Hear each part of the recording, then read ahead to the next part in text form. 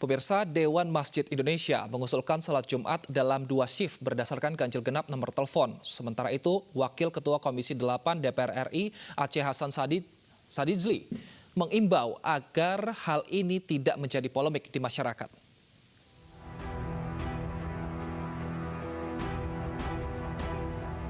Di masa transisi new normal, pemerintah telah mengizinkan tempat ibadah dibuka dengan kapasitas 50%. Namun hal ini membuat jamaah masjid tidak tertampung saat digelarnya salat Jumat. Ketua Dewan Masjid Indonesia Yusuf Kala menerbitkan surat edaran yang mengatur salat Jumat di fase transisi new normal, yaitu salat Jumat dibagi 2 gelombang serta ada aturan ganjil genap berdasarkan nomor telepon seluler jamaah. Pertanyaannya, bagaimana memberikan fasilitas orang salat Jumat dengan baik pada saat krisis ini di mana harus ada jarak sehingga kapasitas masjid menjadi tinggal 40%. Kalau jaraknya 1,5 meter, kapasitasnya tinggal 25%. Jadi 70% kemana saja? Jadi gunanya memberikan jalan bagaimana orang tetap salat juga dan tetap kuat. Tanggapi edaran Dewan Masjid Indonesia, Komisi 8 DPR RI meminta jangan sampai hal ini menjadi polemik di masyarakat. Macam ini kan sebetulnya tidak harus menjadi polemik di masyarakat ya. Yang terpenting menurut saya adalah bahwa ibadah tetap bisa dilakukan secara benar menurut hukum fikihnya, tetapi juga melindungi diri dari berbagai COVID-19. Sebelumnya, Majelis Ulama Indonesia telah mengeluarkan fatwa mengenai tata laksana salat Jumat di masa pandemi COVID-19. MUI mengeluarkan fatwa ya. Fatwanya yang pertama adalah salat Jumat itu 1 kali. Karena ada physical distancing, maka jamaah memerlukan space yang banyak, yang luas. Oleh karena itu kita meminta kepada pengurus masjid, kepada tokoh-tokoh umat dan kepada pemerintah untuk menyediakan tempat-tempat sholat. Dalam fatwa Majelis Ulama Indonesia, pelaksanaan salat Jumat hanya diselenggarakan di satu masjid dalam satu kawasan. Jika masjid tidak mampu menampung jamaah, maka salat Jumat bisa dilaksanakan di tempat lain seperti musola atau gedung dan dianjurkan untuk mengganti dengan salat duhur. Sedangkan daerah zona merah tidak direkomendasikan menggelar salat Jumat. Tim Liputan iNews melaporkan. Majelis Ulama DKI Jakarta mengeluarkan sejumlah panduan terkait pelaksanaan sholat Jumat 2 gelombang selama masa transisi. Salah satu detail panduan adalah pelaksanaan sholat dengan aturan ganjil genap sesuai nomor ponsel jamaah. Salah satu yang diatur dalam panduan adalah sholat Jumat dengan aturan ganjil genap sesuai nomor ponsel jamaah. Bila Jumat jatuh di tanggal genap, maka jamaah yang sholat Jumat gelombang pertama adalah mereka yang memiliki nomor ponsel dengan angka ujung ganjil. Sementara mereka yang memiliki nomor ponsel berujung genap menjalankan sholat Jumat di gelombang kedua. Kondisi ini berlaku sebaliknya bila Jumat jatuh di tanggal genap. Sementara bagi pengelola gedung juga diatur pembagian gelombang sholat Jumat.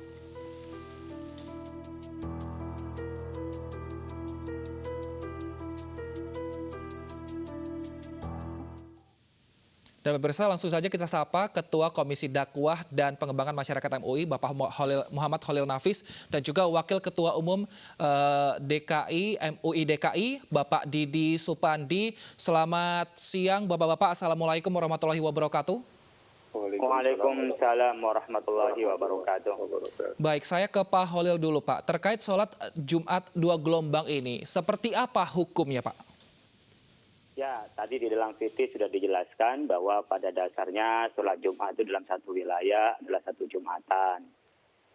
Bahkan Imam Syafi'i menyebutnya minimal 40 orang dan mustautin penduduk setempat. Tapi mazhab lain memperbolehkan 4 lebih dari 3 dan bisa juga 13, 14 dengan imam. Tetapi pada dasarnya pada saat kondisi umat Islam sudah banyak, maka kita mengambil yang memudahkan, bisa Jumat banyak. Artinya tidak harus satu wilayah satu Jumatan, bisa 2 Jumatan, bisa juga 3, tergantung banyaknya penduduk di tempat itu. Nah, dalam situasi apapun pada fatwa MUI sebelumnya, Jumatan tidak boleh 2 gelombang. Namun pada saat COVID-19 ini ketika membutuhkan space lebih banyak, tempat lebih banyak karena harus melakukan physical distancing, sampai sekarang di MUI menyampaikan ada 2 pendapat dan disesuaikan cara mengambilnya pada kondisinya sendiri. Bukan karena ngambil yang mudah, tetapi untuk menghindari dari penyakit. Yang pertama, pendapat yang menyebutkan bahwa Jumatan hanya boleh banyak tempat, ta'adudul Jum'ah. Artinya masjid bisa, auditorium bisa, tempat-tempat yang terbuka untuk dilaksanakan sholat Jumat juga bisa. Yang kedua menyebut dan tidak boleh bergelombang. Karena apa? Karena Nabi, sahabat belum pernah melaksanakan seperti itu, sehingga pendapat pertama itu mengatakan sholat bergelombang itu tidak sah. Artinya gelombang 1, ada 2 berikutnya di tempat yang sama. Kalau nanti ditanya apa bedanya dengan banyak Jumat dengan 2 gelombang itu, yang tahu karena dalam ini ibadah maka tidak ada sifatnya ijtihad. Tapi ada pendapat yang lebih moderat mengatakan ya kalau memang di tempat lain bisa dan karena ini karena daruratnya COVID-19 maka dibolehkan 2 gelombang. Oleh karena itu yang disampaikan oleh Pak JK melalui surat edaran Dewan Masjid Indonesia itu adalah alternatif bagi masjid yang melakukan Jumat dengan 2 gelombang bisa diatur dengan umpamanya nomor ponsel. Ya, dengan teknis bisa juga diatur tidak dengan nomor ponsel, bisa juga gitu loh. Tetapi memang dengan nomor ponsel saya nggak tahu sistemnya kalau orang punya 2 ponsel, 3 ponsel, lalu ngeceknya ketika mau masjid bagaimana, apakah ada aplikasinya untuk menentukan ponselnya. Kalau ketepatan masjidnya di masjid yang di tengah jalan seperti di rest area atau masjid yang ada di tempat-tempat umum kan berbeda dengan masjid yang ada di kantor. Menurut saya yang menjadi edaran di MI, apalagi kalau dirujuk dari sebelumnya, di MI sesuai dengan fatwa MUI, tetapi menurut saya di MI itu ingin lebih teknis memberikan alternatif atau cara kepada para takmir masjid bagaimana yang mudah mengatur Jumatan, tetap melakukan kewajiban kita, saatnya bersamaan kita dapat hifdzun nafsi, menjaga jiwa kita. Oleh karena itu masyarakat yang ya seperti tadi Pak Aceh sampaikan, tidak perlu dipolemikkan, itulah alternatif.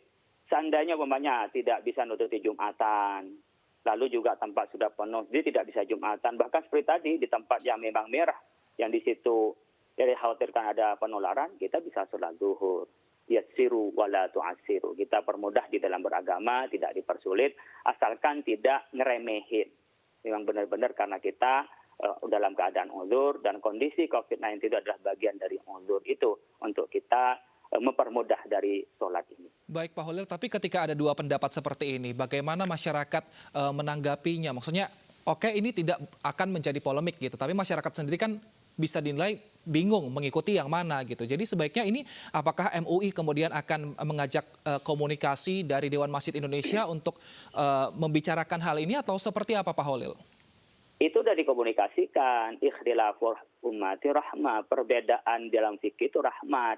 Kalau awam yang tidak ngerti agama, tidak paham agama, cukup tanya kepada ustadz yang dipercaya. Kalau ustadz yang ikuti yang bergelombang, silahkan. Itu juga ada dalilnya dan dibenarkan di dalam Islam. Oh, saya tidak mau bergelombang karena tidak pernah dilaksanakan di zaman Nabi dan zaman sahabat. Ya nggak apa-apa. Bisa juga cari Jumatan karena kita bisa ada alternatif di auditorium. Oh, ternyata dua-duanya saya nggak bisa. Umpamanya datangnya terlambat atau terkena macet, lalu baru nututin di akhir, atau memang nggak bisa melaksanakan sholat Jumat, bisa diganti dengan sholat zuhur. Jadi bagi masyarakat awam, dengan adanya surat edaran dari DM itu membuka diri dan membuka pengetahuan kita bahwa di dalam Islam itu, dalam urusan fikih Islam, luas. Tidak bisa kita langsung memvonis yang lain itu salah. Ketika ada dalilnya, apalagi dalam fatwa MUI itu sudah dibenarkan dua-duanya, dipersilahkan dipilih sesuai dengan kondisi tertentu. Siapa yang bisa milih? Tentu adalah orang yang mengerti Islam, yang tidak ngerti ngikutin orang yang ngerti. Baik, Pak Didi, kalau di DKI Jakarta sendiri sudah dikeluarkan fatwa DKI Jakarta nomor 5 tahun 2020 untuk menanggapi situasi pandemi ini diperbolehkan sholat untuk 2 shift seperti itu. Landasannya apa, Pak Didi? Ya, Assalamualaikum warahmatullahi wabarakatuh. Waalaikumsalam. MUI DKI melanjut dari keputusan nomor 5 2020 dari DKI itu telah mengeluarkan fatwa terkait dengan masa PSBB transisi. Nah, kemudian ada permintaan dan juga pertanyaan dari masyarakat terkait dengan kemungkinan melaksanakan sholat dengan 2 shift dalam satu tempat. Kita memahami perkembangan yang terjadi di masyarakat. Nah, kemudian secara garis besarnya adalah bahwa MUI DKI Jakarta telah mengeluarkan fatwa yang membolehkan sholat Jumat itu dengan menggunakan gelombang atau dengan 2 shift dalam satu tempat. Tentunya setelah berbagai macam pertimbangan bahwa mengikuti juga peraturan gubernur himbauan tentang pelaksanaan ibadah di rumah ibadah, salah satunya adalah pengisian 50% dari kapasitas normal. Tentu ini menjadi pertimbangan Majelis Ulama DKI Jakarta untuk kemudian mengkajinya, yang menjadi kesimpulan dibolehkannya sholat Jumat dalam 2 shift dalam satu masjid. Demikian. Untuk teknis pelaksanaannya nanti seperti apa Pak Didi di lapangan di masjid-masjid nanti? Ya, pelaksanaannya yang pertama adalah dalam 2 shift di situ. Pertama, seperti juga himbauan yang disebutkan di dalam fatwa MUI DKI Jakarta itu adalah bahwa itu adalah pilihan ataupun opsi-opsi yang diberikan, di mana dijelaskan secara mendetail bahwa yang pertama, sholat Jumat itu dilaksanakan memang jika masih bisa dilaksanakan dalam 1 kali tanpa shift, itu yang paling didahulukan, dengan tetap menjaga jarak ataupun melaksanakan protokol kesehatan COVID-19. Itu menjaga jarak. Dan saya juga memperhatikan di beberapa masjid juga yang saya sempat melihatnya itu sudah dilaksanakan seperti itu dengan melakukan penjagaan jarak, sehingga yang terjadi adalah di masyarakat sekarang ini pelebaran. Jadi ada yang kemudian sampai kepada teras ataupun halaman masjid yang digunakan untuk sholat Jumat. Nah, jika dalam kondisi tertentu tempat itu sendiri tidak memungkinkan untuk dilaksanakan secara utuh 1 kali, maka disitulah kemudian opsinya adalah menggunakan bangunan lain, itu musola ataupun gedung, aula dan lain sebagainya. Jika tidak memungkinkan juga, barulah kemudian dilaksanakan dua shift dalam satu tempat. Jadi Majelis Ulama juga mempertimbangkan semua kondisi-kondisi tertentu. Misal saja bahwa untuk shift yang kedua bisa jadi di situ ada, atau satu shift maksud saya, itu bisa jadi itu ada kesulitan itu dengan satu shift. Dan kemudian karena tempatnya terlalu sempit atau menggunakan musola ataupun gedung itu, ternyata juga masyarakat tidak tahu tempat itu dilaksanakan dan kurang dari jumlah yang disyaratkan, misalkan dalam mazhab Syafi'i 40 di situ. Nah, karena itulah kemudian opsi berikutnya itulah maka dibuka pandangan untuk sholat dua shift dalam satu tempat atau satu masjid, demikian. Baik, terima kasih Pak Didi Supardi atas waktunya, Wakil Ketua Umum MUI DKI Jakarta, dan juga Bapak Holil Nafis, Ketua Komisi Dakwah MUI yang sudah bergabung dengan kami. Semoga nantinya apapun yang sudah diambil keputusannya ini tetap tidak mengurangi pahala kita saat melaksanakan ibadah. Terima kasih Bapak-Bapak. Assalamualaikum warahmatullahi wabarakatuh. Pemirsa, Masjid Agung Al-Azhar Jakarta Selatan tidak menerapkan sholat Jumat 2 gelombang. Kapasitas masjid yang besar mampu menampung hingga 2.000 jamaah sholat Jumat.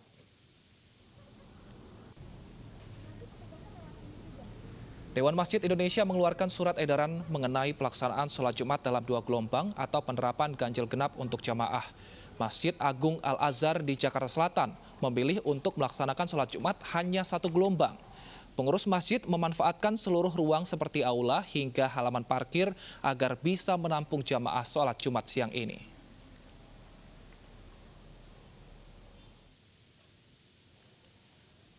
Sementara di Masjid Nurul Islam Koja Jakarta Utara menjadi salah satu masjid yang menerapkan ibadah sholat Jumat berjamaah dengan 2 gelombang. Kebijakan ini diambil sebagai upaya menekan penyebaran virus corona saat pelaksanaan ibadah sholat Jumat. Selain itu, pengurus masjid juga menerapkan protokol penanganan corona seperti memeriksa suhu tubuh jamaah dan mewajibkan menggunakan masker.